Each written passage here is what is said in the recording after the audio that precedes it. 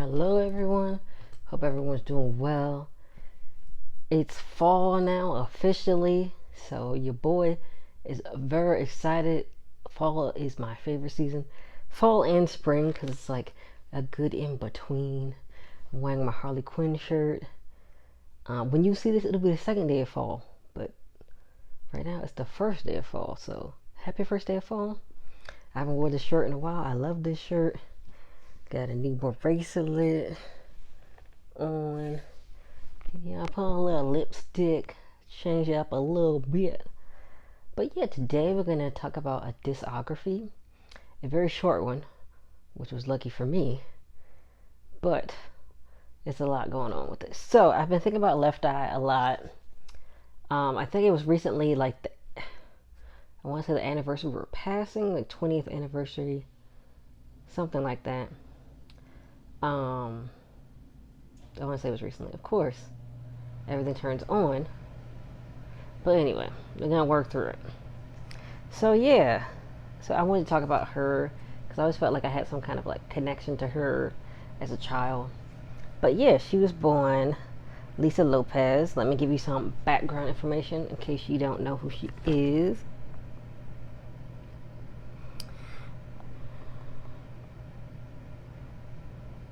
She's a part of the group TLC. If you don't know who TLC is, they're an R&B rap group from the 90s.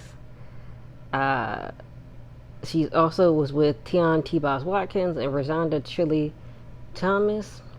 She was also the creative forces behind a lot of things that they did. She wrote a lot of their songs, co-writing credits.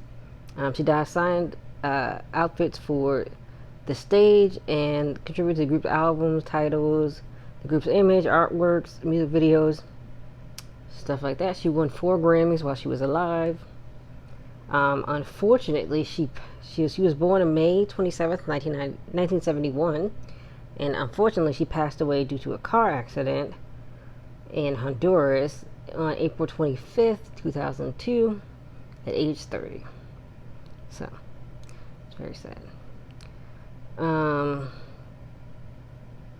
So yeah, that's a little bit about her. I feel like the albums that I'm going to talk about, especially the first album, really talks about like her and her life and really shows like who she was, you know what I mean? So we're going to talk about it. So the first and only album while she was alive was called Supernova. It was released August 14th, 2001. It was only released overseas, not in the US. So let me give you some background on that. The album titles were gonna be Fantasy1.com and A New Star Is Born, but eventually changed it to Supernova. The release date for the album was going to be on August 16, 2001, which was the day of her father's birthday, as well as the day her grandfather passed away. And Lisa was very into numerology, so yeah. So this alluded to lyrics in the song A Star Is Born, which she does talk about her father in that song. The United States release date was extended to October 29, 2001, but it was canceled because there was poor sales overseas. Which, I don't know, I feel like they could have just given her a chance, but I'm going to go through that once I get to my overall opinion about it. So, it is experimental hip-hop. I felt like that was the best genre description they had underneath it in the Wikipedia. So the overall vibes are self-reflective, confident, space age, conscious. And so I'm going to talk about my favorite songs. I don't think it was the first song, but it was called Hot. I think it was the second song, or third. Left Eye came really hard, bragging about her talent and her status at the time. She really went in on that song. The beat was really great, and the song woke up the album because the first song was really slow. And then boom, Hot woke it up. And then Let Me Live was very self-reflective and showing that she was bigger than her mistakes and she was looking for a new beginning in her life from her past and wanted a new start. One of the major things that happened with Left Eye, if you don't know, she had an ex named Andre Rison who actually is on this album.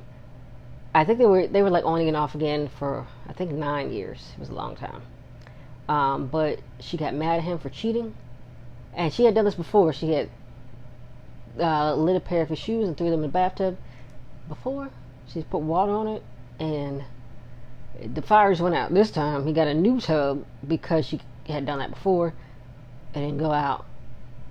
A lot of the house was burned. It wasn't all the way burned down, but it was pretty significant. Like if you look it up.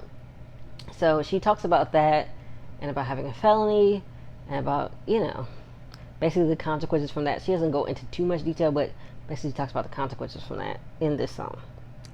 And then my other favorite song is Jenny featuring Jazzy Faye. It was very interesting storytelling about her friend named Jenny and their adventures together. It was very vivid imagery, and I can imagine like everything that happens. They're in a police chase. They go and they pick up their girls. They're going out. It's a nice, fun song. And then I Believe in Me is very confident. She's very confident in herself in the song. She wants to be a boss and help other people. She's very proud of all of her accomplishments and just wants more credit than she gets. She doesn't want to just be the crazy one of TLC. She doesn't want to just be the rapper. She wants to have more credit because she did a lot for TLC and a lot probably for her own image as well.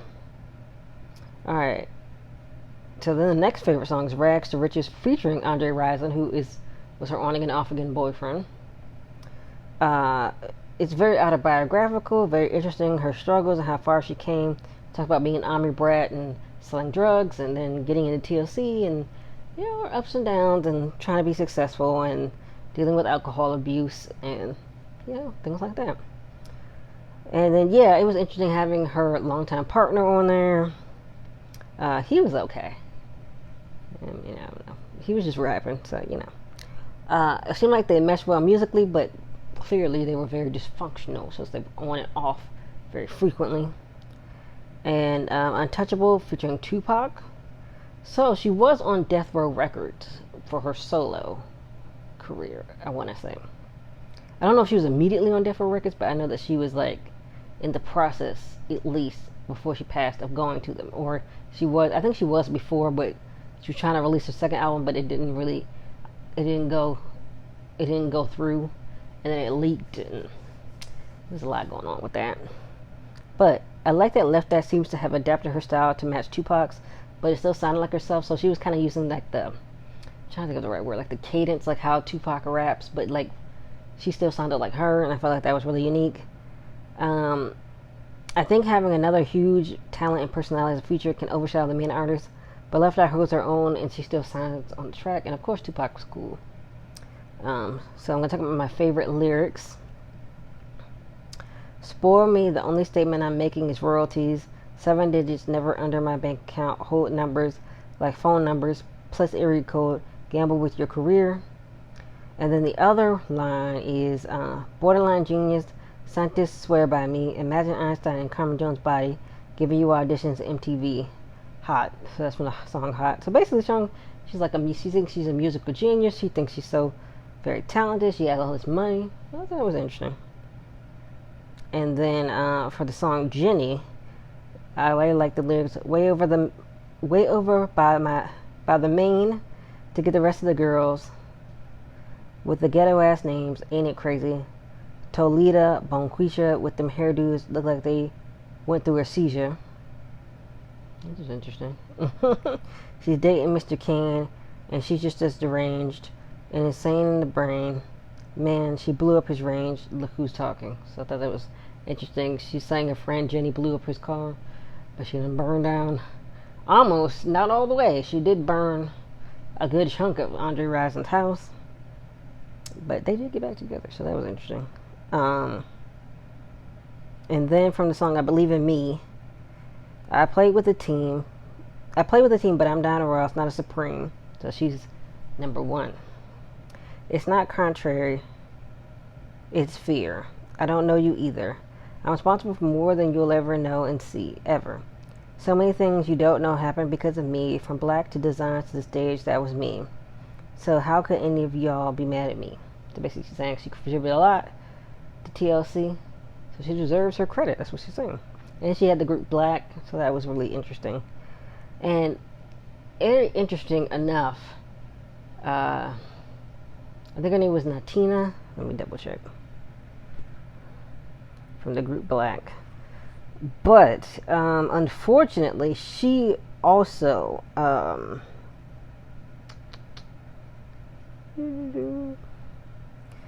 she also passed away, and it was she was walking on a she was walking across the street, and a car was coming, and she unfortunately got hit. So I feel like that's really sad that both Left Eye and Tina, um, Tina was her protege, and she ended up passing away in a very similar way, almost. I feel like that's very. I feel like it's very sad, I'm trying to find them. There we go. Okay. So yeah, Black was a three trio group. Yeah. So they were trying to get back together, but unfortunately, um, yeah, that's what happened. So what happened? Where is it at?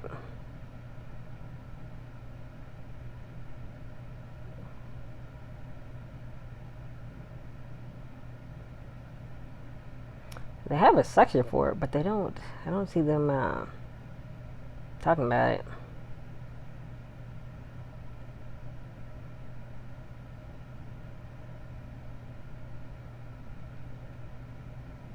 Yeah, Natina Reed, that was her name, and she was 32, so she was actually 2 years older than Left Eye when she passed away. Um, but yeah, that was her mentor, and she was like, if you watch videos from the group, she was like the most like her. You know what I'm saying? But yeah, she was. I'm pretty sure she was like walking across the street, and it just so happened that she got into the street and the car at the same time. Which is very unfortunate. Um, so yeah, because she was on the phone, and it's just so sad. You know what I mean?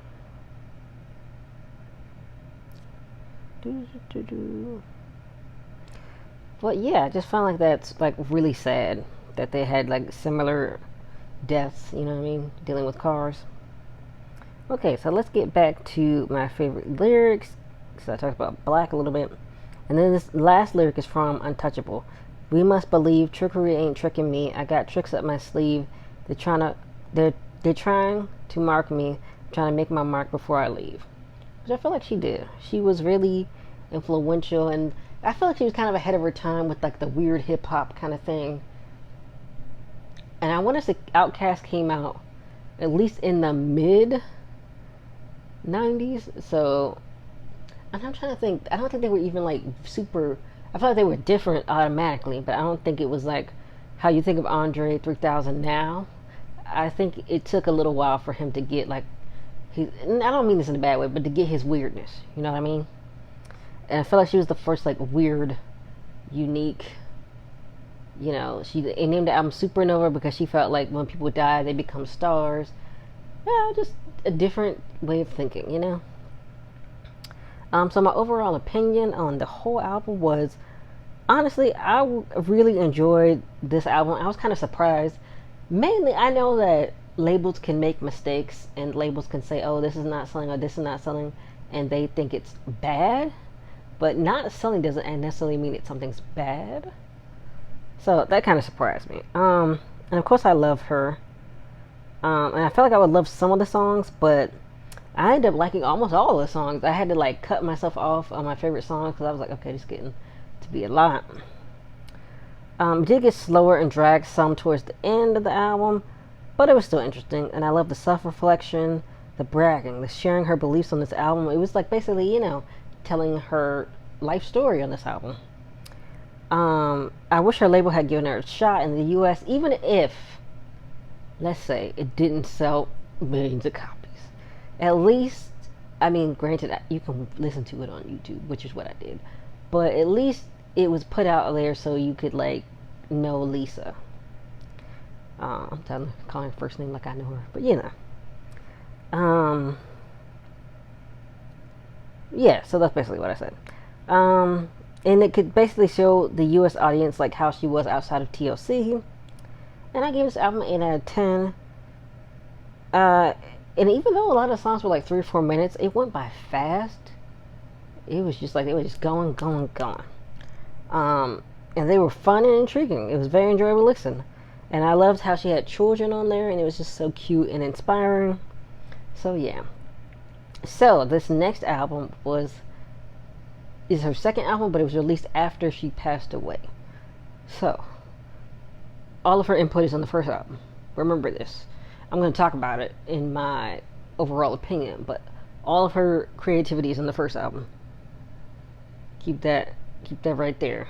All of her input, all of like the good things, I'm gonna say, they're in the first album. A little spoiler for my review. But background is, it was set to be released October 28th, 2008, but was pushed back to November, then January 27th of next year. It included a DVD of previously unreleased footage of Lisa. The album booklet also includes fan messages that they had on their official MySpace. I remember MySpace was a thing. That's kind of crazy. It's like not a thing. I mean, I think it still exists, but it's not like big like it used to be. You know what I mean? And a percentage of the proceeds from the sales went to Lisa Lopez Foundation and her orphanage in Honduras, which I think she was there doing work. Which I'm going to talk about that documentary. In her documentary where she passed away. Unfortunately, I remember it. Well, I want to rewatch it again, but I remember it. It pretty much. I mean, it didn't show. I mean, they were recording and then the accident happened, so that's kind of, yeah, it was intense. But I do want to rewatch it again, and I will review it. Unless I think of something else by next week, I'm gonna definitely review that one. One of my favorite singers is coming out with an album, but I will review that at some point. But yeah, so it included Chameleonaire, Bone Crusher, Missy Elliott by Valentino, TLC, Wayna Morris, Little Mama, Raindrops Lopez, which is her sister, Shamori DeVoe, Free. If you don't know Free, she used to host 106 in Park. I think that's the same Free. Ryan Toby and Claudette Ortegas. So it was released January 27, 2009, and they describe it as pop rap. But overall vibes are recycled and messy. Like, one of the descriptions in Wikipedia said that they remixed like some of the songs from Supernova, but I didn't realize how much they were going to remix. I thought it was going to be like, I saw a Block Party remix on there, so I was like, okay, maybe these are just songs that she never got to release, and then some remixes. No, y'all. I was looking at the lyrics for Supernova as I was listening to the songs, and I was looking at the lyrics to Our Legacy as I was listening to the songs, and I was like, these look familiar, because I listened to the albums back to, like, one night I listened to Supernova, the next night I listened to Our Legacy, and I was like, this seems familiar. And it pretty much was. But I'm going to tell you my favorite songs, though. So let's just do it. I love the rest of TLC was on the track, but I wish they each had a verse. It was just them on the chorus, which I'm like, you have her group on the album, but you put them on the chorus and nothing else? What is that? I did like Missy's verse, but honestly, she was kind of annoying. I'm not gonna lie. You know how Missy is when she's doing the ad libs and she's like, the hottest track. You know, I forgot what she'd be saying. She'd be like, Club Banger. You know how she be doing her ad libs. She's like, I really love her, but sometimes she's kind of the female DJ Khaled. If you know how DJ Khaled be yelling on tracks, it's kind of like that. She still had a unique verse though. This is the first original sounding song after the first one, so that was a plus. Even though I took the first one out because I realized, I was like, oh, I like this song. It literally is just, so what they would do is they would cut up parts of songs she already did for Supernova, but name it something else and like rearrange it. And sometimes not even like a big rearrangement. They would just be like, oh, we're gonna put the second verse first, and then just change the chorus. So, and then number 2, my favorite song was Bounce featuring Chameleon and Bone Crusher. It's very different for Left Eye, but still very interesting. It shows how versatile she was. I'm sure the features would have been different if she was alive to select the features. And to me, both Chameleon and Bone Crusher were like meh. I feel feel like it was supposed to be like a gangster song, and I don't know. I feel like it was supposed to be more of like a letting loose song, but not necessarily like a fighting song. But it was kind of like clashing with the features, so it was kind of mismatched. And also, I feel like I made this when I talked about Aaliyah's album that's coming out. Did she know these people? Every time they do something with like a artist passed away, they put them with people who I do not think that they know. But I feel like maybe Bone Crusher, because I feel like he was late 90s. But I could be wrong. I'm not sure about Chameleon because I feel like he was definitely came out after she passed away, I think. So yeah. But Crank It with Raindrop Lopez was a very fun song for the ladies to party to. Very catchy, Y2K sounding. I really liked it. And I like the song with the I'm about to call her Rainbow, Raindrop on them. I felt like they were really nice, because that's her sister, My favorite lyrics from Bounce were, when I say danger, my body emits chemicals straight to the brain so that I'm fully equipped. I contain my mental anger by letting it rip from the chords in my pores, the rhymes I commit. So I was like, ooh, that's catchy. That's my overall opinion. So I know Left Eye had no input really on this album, and it would have been better if she did. LOL. It was, no exaggeration, a hot mess. Her label mostly reused the lyrics from Supernova and rearranged them, like I said earlier. Some of the features, I wonder if she would even pick them besides TLC and her sister. I feel like those made the most sense, and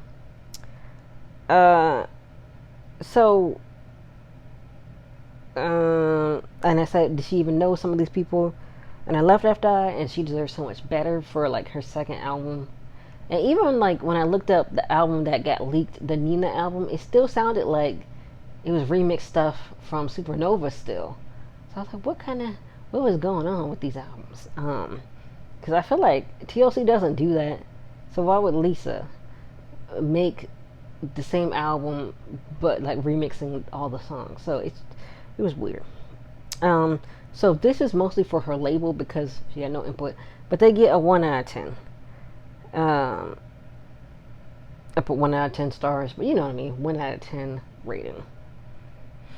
They had very few new songs. The features were questionable besides the ones I mentioned. He was mostly recycled. Some of the beats were weird for certain songs, like they didn't make sense. Like, why is this beat here? Like it was another song with a raindrop on it.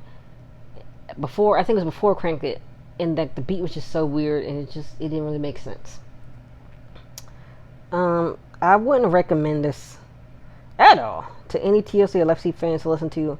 I would say just listen to Supernova instead, because literally almost all the songs are from there anyway. And even though it was only an hour, I feel like I wasted an hour of my life. LOL. I feel like Supernova was an hour and like 20 minutes, but it didn't feel like it. And this one, just because it's the same songs, it felt so long. Because like, okay, I'm just listening to the same thing over and over again that I just listened to. So I would not recommend this at all. But I got Apple Music for 6 months free, so I was like, oh, well, this album's on here. I'll listen to it. I thought it was gonna be a whole bunch of new stuff. Boy, was I wrong. So yeah, I would not recommend this album. I would just say, just listen to Supernova on YouTube. Like, don't even waste your time on this other album. I would say don't waste your time. So I wanted to write a letter because when I was younger, I felt like really connected to Left Eye and like really, I don't know, I felt like I had something in common with her, like some kind of connection. So at one point I wrote my SOL thing, like you could write, you can meet anyone, and I wrote to meet her. So this time I wrote her a letter, and it's called Dear Lisa. Dear Lisa, you deserve so much more. You deserve to be more than your mistakes. You owned up and took responsibility for your actions. That was very mature of you. I wish we could have seen how your life and music could have turned out. You were misunderstood, but you could have subverted everyone's expectations of you. I wish your label had given the U.S. the chance to really see you. but greed clouded their judgment. Instead of just releasing your work to show you off, they'd rather have money. They'd rather have money. No one can take away your talent and determination. You're one of a kind. I always felt a connection to you. And I'm not the only one who felt this way. You have so many people who still love you and wish you were here to see the love you would have gotten. Love always, a fellow star. So yeah, that's my review of Left Eye's discography. I would just tell y'all, don't even worry about the second album, even though it's like probably on all streaming sites. I would honestly prefer you listen to Supernova. I would just say don't even give Our Legacy your time. Don't waste your hour. You know what I mean? But yeah, I hope you all enjoyed this video. Unless some other idea comes up, I'm going to review the documentary Last Days of Left Eye. So yeah, that'll be next week. So I hope you all enjoyed this video, and I will see you next week.